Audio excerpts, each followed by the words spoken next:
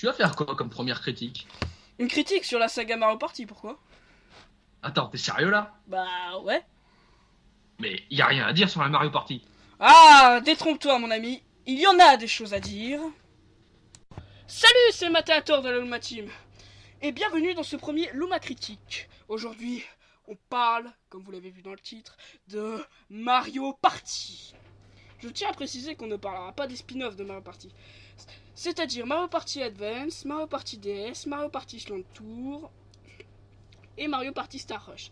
Mais uniquement de ceux de la série principale. Donc, Mario Party est un jeu sorti en 1998, développé par Hudson Soft et édité par Nintendo.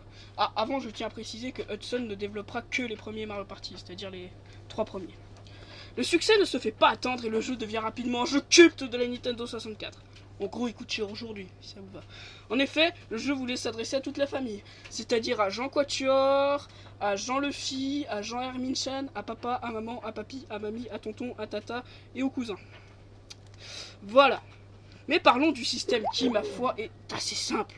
Eh oui, on définit l'ordre de tour avec un dé, on avance avec un dé, on marche sur des cases qui affectent le plateau, ou on marche sur des cases bleues qui nous donnent 3 pièces, c'est-à-dire un bonus, ou on marche sur des cases rouges qui font perdre 3 pièces, ça c'est pas bien, c'est-à-dire un malus.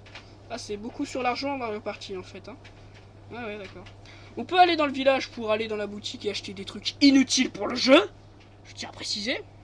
Du moins, j'ai jamais vu des vidéos où ils montrent la boutique de Mario Party 1, mais bon, vu dans Mario Party 8, c'est comme ça, alors j'imagine. On peut utiliser des objets achetés en boutique dans la partie du plateau.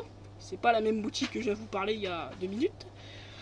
On doit récupérer une étoile en l'achetant 20 pièces au Toad, qui bien sûr est éparpillée au plateau, et ça change à chaque fois qu'un joueur achète une étoile. Et oui. Bien sûr, selon les plateaux, la manière de récupérer l'étoile est un peu différente. Voire pas du tout, mais bon. Nous avons 3 types de mini-jeux différents dans ce jeu. Nous avons le 4 vs 4, le 1 vs 3, plutôt rare dans ce jeu-là, et le 2 vs 2. Ah, pour ceux qui viennent me parler du mode duel, il n'apparaît que dans Mario Party 2. Enfin, il apparaîtra à partir de Mario Party 2 plutôt. Ah, ça fait une ribambelle de points positifs, non? Ah,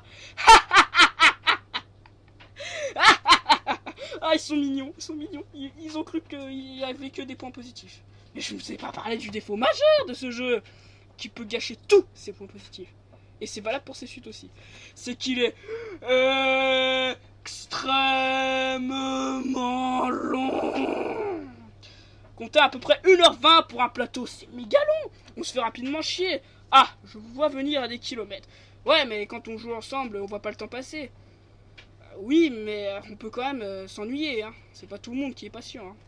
Ouais, je suis pas patient non plus. Je ne suis pas un joueur patient, ok. Mais nous allons parler de sa suite qui est, ma foi, beaucoup plus intéressante.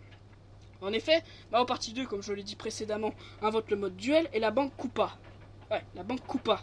Et vous allez voir, elle va bien vous faire chier, la banque Koopa.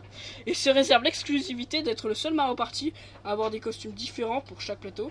C'est-à-dire, en gros, selon le plateau, les personnages ont des costumes différents. Et ça, c'est un point positif. Et une cinématique de fin où le gagnant botte le cul à Bowser. Alors, soit par un Avada Kedavra, soit parce qu'il lui pique le cul à l'épée. Bon, là, je vais dire un peu, mais voilà. Bon, on va parler de la banque Koopa, vous savez. Je viens d'en parler il y a 2 minutes. En effet, quand un joueur passe devant elle, ne s'arrête pas devant la case, hein.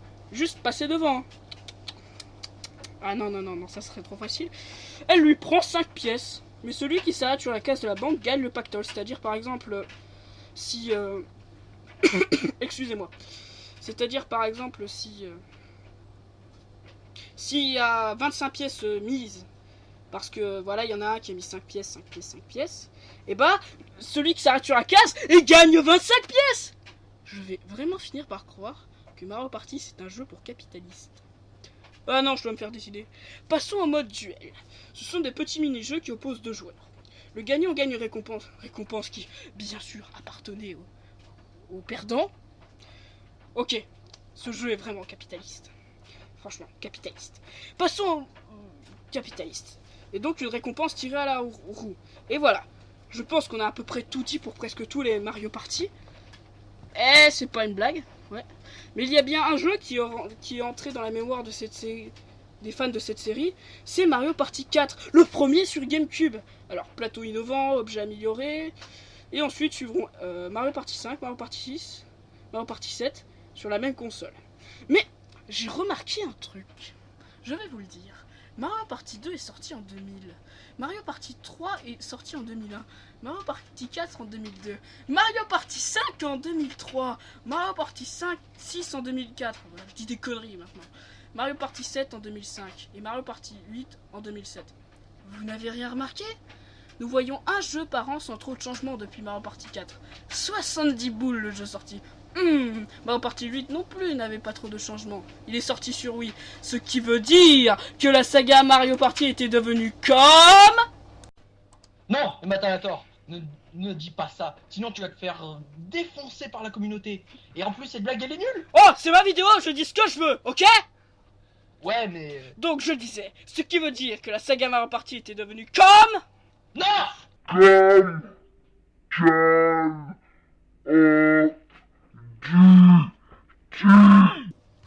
Non, c'est bon, j'en ai marre de cette Luma Team. Je me barre. Ok, c'est terminé.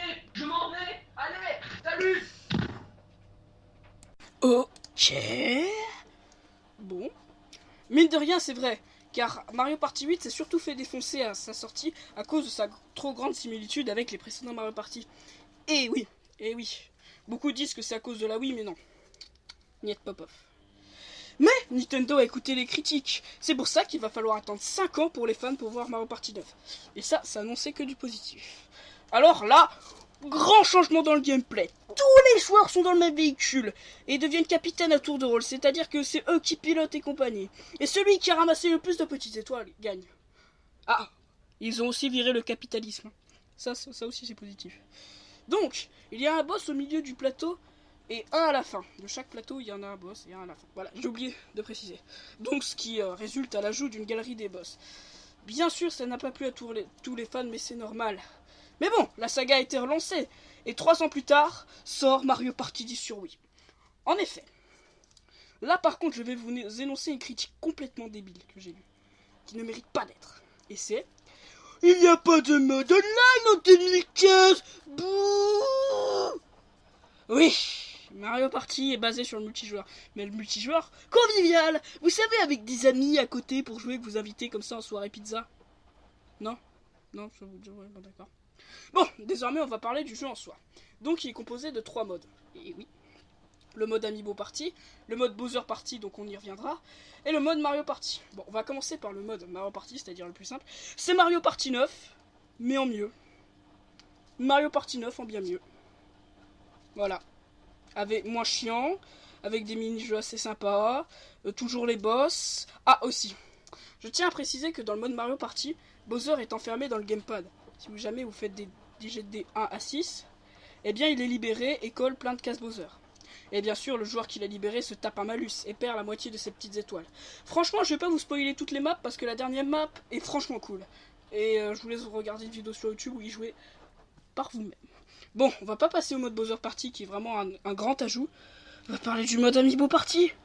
Et bah c'est de la merde. On va être clair, le mode Amiibo Party, c'est juste fric. Il ne sert à rien, d'accord? Il est chiant, il est pas amusant. Les mini-jeux, bah c'est les mêmes que dans le mode Mario Party. Enfin bon bref, chiant, pas amusant, et il faut un amiibo. Et donc, par chaque amiibo que vous utilisez, différents plateaux. Et chaque amiibo coûte 15 €. C'est bon. Après ça, on a tout dit.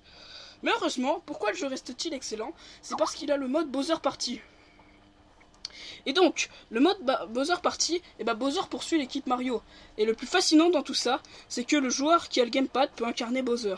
Et je vous le dis, pour avoir joué à plusieurs dans ce mode Bowser Party avec un joueur mode Bowser, c'est génial! Ah, c'est trop bien! Je m'emporte. Je suis désolé.